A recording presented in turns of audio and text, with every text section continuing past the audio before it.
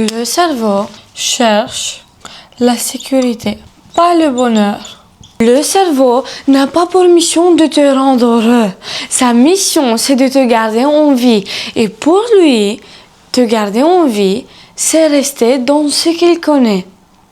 Ce qui est connu devient rassurant. Même si ce que tu connais te fait du mal, ton cerveau le considère comme sûr, parce que c'est prévisible.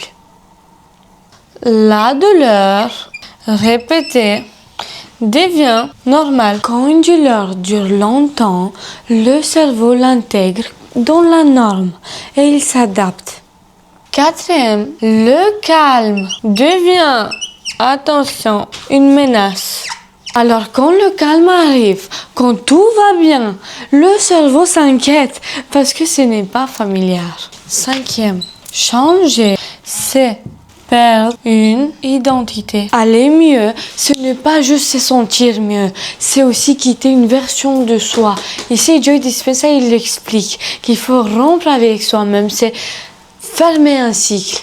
Rompre avec une ancienne identité, changer ses pensées et créer quelque chose de nouveau. Mais le cerveau, il résiste toujours à ça. Sixième, le cerveau préfère le connu à l'inconnu. Il préfère une souffrance qu'il connaît qu'une paix qu'il ne maîtrise pas encore.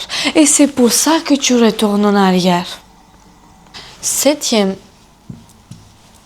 la répétition crée la sécurité.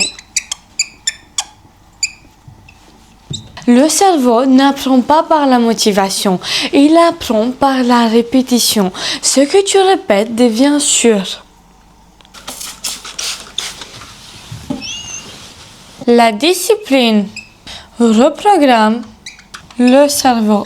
La discipline, ce n'est pas s'efforcer, c'est montrer au cerveau jour après jour que le calme est sans danger.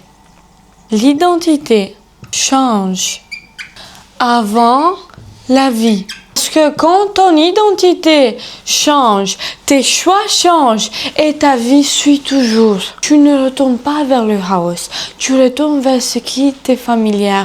Alors tu dois rompre avec tout ce que tu as appris qui est familier jusqu'à maintenant pour recréer une nouvelle sécurité à ton cerveau. Et tu vas y arriver, tu peux le faire et je crois fort en toi.